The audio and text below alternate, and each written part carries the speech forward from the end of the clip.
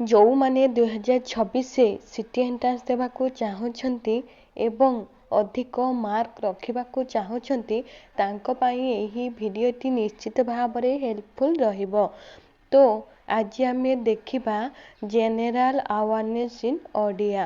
ତାହେଲେ ନମ୍ବର 1ରେ ଦେଖିପାରୁଥିବେ ଗନ୍ଧିପୋକ କେଉଁ ଫସଲରେ ଲାଗିଥାଏ? ଗନ୍ଧିପୋକ କେଉଁ ଫସଲରେ ଲାଗିଥାଏ ନା ଧାନରେ ଆମର ଗନ୍ଧିପୋକ ଲାଗିଥାଏ। ସେକେଣ୍ଡ, ଅଣ୍ଡିରା ମଇଁଷିକୁ କ'ଣ କୁହାଯାଏ? ଅଣ୍ଡିରା ମଇଁଷିକୁ ପଢ଼ କୁହାଯାଏ। 3, ଶୀତଦିନେ ଚାଷ କରାଯାଉଥିବା ଫସଲକୁ କି ଫସଲ କୁହାଯାଏ? ଶୀତଦିନେ ଚାଷ କରାଯାଉଥିବା ଫସଲକୁ ରବି ଫସଲ କୁହାଯାଏ। 4, ଭାରତୀୟ କୃଷି ଗବେଷଣା ପରିଷଦ କେଉଁଠାରେ ଅବସ୍ଥିତ? ଭାରତୀୟ କୃଷି ଗବେଷଣା ପରିଷଦ ନୂଆଦିଲ୍ଲୀ।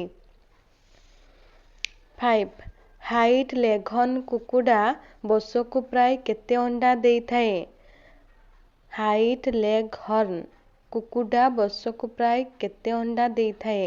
280ରୁ 300। 6, କୃଷି ପାଇଁ କି ସାର ବ୍ୟବହାର କରାଯାଏ? କୃଷି ପାଇଁ ଆମର ରାସାୟନିକ ସାର ଓ ଜୈବିକ ସାର ବ୍ୟବହାର କରାଯାଏ। 7, କେଉଁ ସାରର ଜୈବ ବିଘଟନ ପ୍ରକ୍ରିୟା ଶୀଘ୍ର ହୋଇଥାଏ? କେଉଁ ସାରର ଜୈବ ବିଘଟନ ପ୍ରକ୍ରିୟା ଶୀଘ୍ର ହୋଇଥାଏ? ନା ଜୈବିକ ସାର। 8, ଗହମରେ କି ରୋଗ ହୋଇଥାଏ? ଗହମରେ ଆମର କଳଙ୍କି ରୋଗ ହୋଇଥାଏ। 9, ଆଖୁ ଫସଲର ପୀଡ଼କ କୀଟର ନାମ କ'ଣ? ଅଗବିନ୍ଧା ପୋକ। 10, ଅନ୍ତଃ ପରଜୀବୀ ଦ୍ୱାରା ଗୋରୁ ଗାଈଙ୍କଠାରେ ଡ୍ୟାସ୍ ରୋଗ ହୋଇଥାଏ? ଚର୍ମ ରୋଗ ହୋଇଥାଏ। 11, ଗୋଟିଏ ଅଣ୍ଡା ଦେବା କୁକୁଡ଼ାର ଉଦାହରଣ ନୁହେଁ? କନିସ୍। 12, ଗୋଟିଏ ମାଂସ ଦେବା କୁକୁଡ଼ାର ଉଦାହରଣ ଗୋଟିଏ ମାଂସ ଦେବା କୁକୁଡ଼ାର ଉଦାହରଣ ନୁହେଁ? ମିନାର୍କା। 13, ବ୍ରଏଲର କୁକୁଡ଼ା ଖାଦ୍ୟରେ ଡ୍ୟାସ୍ ଭିଟାମିନ୍ ଅଧିକ ଥାଏ? ଭିଟାମିନ୍ ଏ ଓ କେ ଅଧିକ ଥାଏ। ଲବଣ ଜଳ ସମ୍ପଦର ଉଦାହରଣ ଡ୍ୟାସ୍ ଅଟେ? ମୁହାଣ।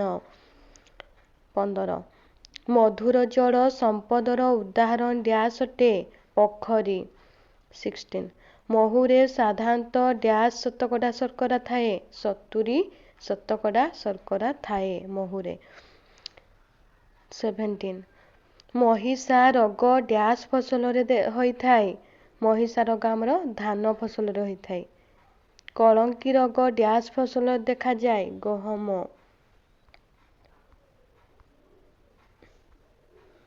ନାଲି ସଢ଼ା ରୋଗ ଡ୍ୟାସ୍ ଫସଲରେ ଦେଖାଯାଏ? ଆଖୁ। ଉଛୁର ପତ୍ରମୋଡ଼ା ରୋଗ ଡ୍ୟାସ୍ ଫସଲରେ ଦେଖାଯାଏ? ଉଛୁର ପତ୍ରମୋଡ଼ା ରୋଗ ଆଳୁରେ ଦେଖାଯାଏ। ଇଏ ଦେଖିପାରୁଥିବେ ଆମର 20ଟି କ୍ୱେଶ୍ଚନ୍ ଯେଉଁ ଦେଖିଲେ ତାର ଆନ୍ସର୍ ଏଇଥିରେ ଦେଇଛି। ତାପରେ ଏବେ ଆମେ ଦେଖିବା ସେଟ୍ 2। ସେଟ୍ 2ରେ ଦେଖିପାରୁଥିବେ ଇଏ ହେଉଛି କ୍ୱେଶ୍ଚନ୍। ଗ୍ଲୁକୋଜର ସଂକେତ ଅପସନ୍ ନମ୍ବର ବି C6H12O6 ଗ୍ଲୁକୋଜର ସଂକେତ।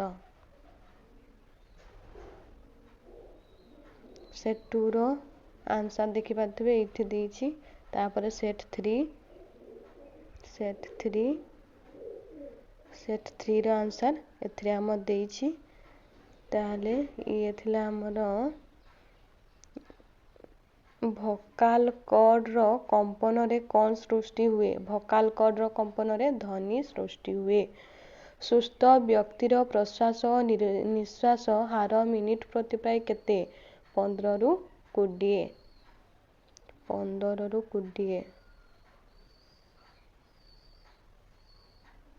ଇଏ ଥିଲା ଆମର ଜେନେରାଲ ଆୱାରନେସ୍ ଇନ୍ ଓଡ଼ିଆ।